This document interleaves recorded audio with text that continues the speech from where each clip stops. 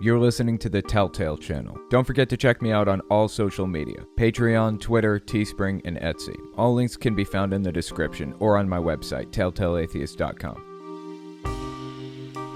Hey, this is Owen. If you're comfortable, leave your first name and state at the sound of the tiny truck backing up. Hey, Owen, this is Jake from Utah. I'm a big fan of your channel and everything.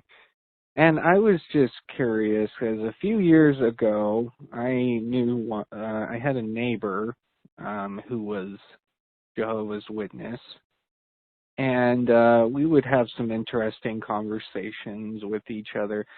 And I do remember him talking about, especially if we got talking about government and politics.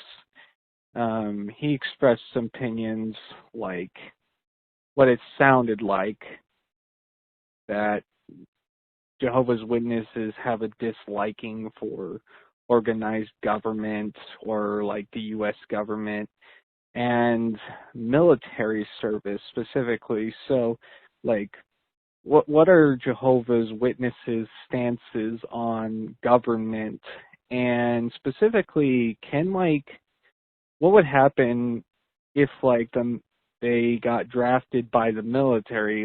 Do they claim religious exemptions? I hope that question makes sense, and hope you continue doing what you're doing. You helped me leave my own religion, so thank you very much for all your help. Have a good day. So, Jehovah's Witnesses definitely do have a disdain, if you will, for the government. Not just the U.S. government, for any government at all. Because they want to run their own government. That's what they want, ultimately. And they have something of an infrastructure set up for it already. The elders act as investigators, judges, and juries. They pretty much have the final say. They even have an appeals process.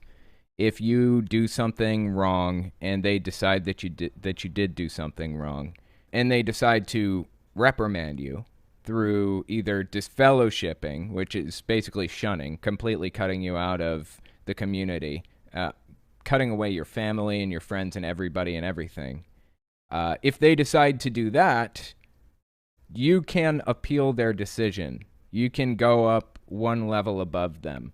But I think that there's only one appeal. Or they can decide to do what's called reprove you. It's basically like you're not allowed to take part in privileges, as they call them, quote-unquote privileges, where you carry the microphone around to, give to people at meetings when they're giving answers. You can't give sermons, basically. You can't give talks at the meetings and things like that. You're basically a woman at that point. You're treated just like a woman, because women aren't allowed to do any of that stuff either. In addition to losing privileges, you also are viewed as bad association, quote unquote. Your friends and family will kind of distance themselves from you a little bit. They won't stop talking to you, but you could act as a bad influence to them and drag them down with you. So they'll start distancing themselves from you to kind of teach you a lesson, I guess. Kind of tell you, hey, we're just going to cut you off completely if you don't pull it together and fall in line and toe the line and do what we tell you to do. That's pretty much what reproval is. But that's their system of government and their system of punishment in a nutshell. That's pretty much how it works. Unfortunately, they view all transgressions as sins, not as crimes. So they want to keep everything internal.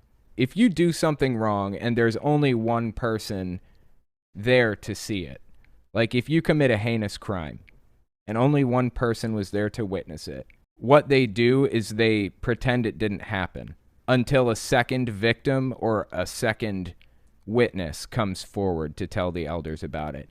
Then they're basically going to assume that it's true. And that's the heart of one of their biggest issues as a religion. That's not how the court system works. That's not how investigations work. We only need one allegation of wrongdoing in the real world to get police to do investigations, to check DNA evidence, to look for fingerprints. Elders don't have access to that kind of technology. So the fact that people are going to the elders and telling them, this person did this really heinous thing to me, and the elders are just waiting for a second victim, not telling the police, not doing anything, completely sitting on it and ignoring it until a second victim comes forward, that's a problem. That is a serious issue in the religion. It's a flaw, a fatal flaw. The reason that Jehovah's Witnesses use that two-witness rule, as they call it, there have to be two witnesses or two victims to move forward with like an allegation of some sort, is because that is actually in the Bible. It's kind of set up as a biblical system. Like if people in Bible times were signing a contract, there needed to be two witnesses there to witness the contract signing, or it was just invalidated, basically.